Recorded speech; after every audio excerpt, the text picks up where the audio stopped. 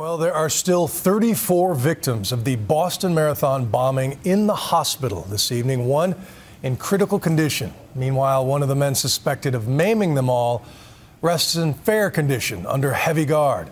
So much of the investigative energy is now focused on understanding why these two immigrant brothers could turn against the nation that took them in. And tonight, ABC's Dan Harris follows a complex and chilling trail left by Tamerlan Tsarnaev, the elder and apparent mastermind. For a while, the man police consider the mastermind of the marathon bombings seemed like a normal young guy, the kind who made videos of himself joking around in Russian and posted them on YouTube. Who liked to wear fancy clothes, who was considered a hotshot boxer. The mystery, one in which we are gathering fresh clues tonight, is how this man, who came to this country for a better life, where he got freedom, safety, education, and even welfare checks, how this man allegedly turned on America so mercilessly. Tamerlan Tsarnaev didn't start out so menacing. Here he is as a baby on his mom's lap. That's his dad to the left. This is Tamerlan and his siblings. The little boy in front, that's his little brother Jahar, who would allegedly grow up to be his partner in terrorism. Tamerlan moved to America with his family from a poor and dangerous part of Russia at age 14. He went to a good high school and showed a lot of promise as a boxer. But things started to go wrong not long after he graduated from high school. This is a mugshot from when Tamerlan was arrested in 2009 for allegedly slapping his then-girlfriend. At the time, he told police he was unemployed. He later met and married another woman named Catherine. Her friends have reportedly said Tamerlan was abusive and controlling with her, too. It was at around this time that family members say Tamerlan, who was never much keen on religion before, started to take a deep interest in Islam. What happened is a terrible thing, but I know that my kids have nothing to do with this. I know it. I am mother. His mother says she pushed him in this direction because she wanted him to stop smoking and drinking so much. My kids would never get involved into anything like that. Somebody radicalized them, but it's not my brother. But his uncle told us today that there was another major influence in Tamerlan's life, a mysterious man known only as Misha, a radical Muslim convert described as a bald, heavyset man with a red beard. Under Misha's sway, Tamerlan reportedly gave up boxing and his study of music. In Russia today, Tamerlan's mother told us the idea that Misha negatively influenced her son is nonsense.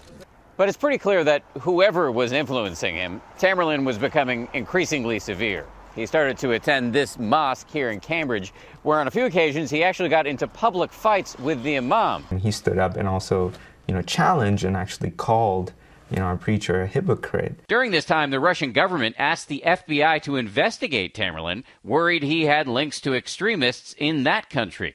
I used to talk to them. They used to come to our house. The FBI now says it found no threat and shut down the investigation. Perhaps what is now the most investigated period of Tamerlan's life is the 6-month trip he made to Russia last year. He went to his ancestral homeland, a region with a decades-long Muslim resistance against the central government. The FBI, which is now questioning Tamerlan's parents over in Russia, wants to know whether the young man was recruited or trained by any local Islamist groups during his time there. When he got back home, while he continued to subscribe to a conservative, angry brand of Islam, there was something not so traditional.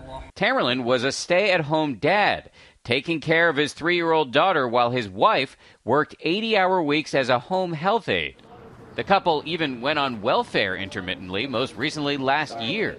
But despite the fact that the American government was supporting him, and despite the fact that this country had given him so many opportunities, it appears that Tamerlan Tsarnaev started planning his attack several months ago. In February, he went to this fireworks store in Seabrook, New Hampshire. He just wanted the biggest, loudest stuff that we have in the store. Now in a hospital bed, Tamerlan's little brother Jahar reportedly says they learned how to make a bomb right off the internet. Days later, with police on their tail, they got into this gunfight with officers. That is them firing from behind their carjacked black Mercedes SUV, according to the man who took these pictures from his bedroom. The photographer says he could see Tamerlan walk toward the officers, firing until he went down and his brother got away. Remarkably, tonight ABC News has learned that police believe during this entire shootout, the semi-automatic pistol in Tamerlan's hand was the only gun the brothers had. That gun was later recovered at the scene of the shootout in Watertown, which means that all day Friday, as the city of Boston was shut down, the man holding it hostage, justifiably considered to be armed and dangerous, was, at least as far as police could tell right now, actually an unarmed 19-year-old curled up and bleeding in the back of a boat. Despite all the evidence, the boy's mother, who pushed them toward religion in the first place, believes they are innocent. My son was Muslim, that's it. Tonight, her younger son is facing a criminal charge of using a weapon of mass destruction, which could carry the death penalty, while Tamerlan lies in a Boston morgue. Nobody has stepped forward to claim his body. For Nightline, this is Dan Harris in Boston.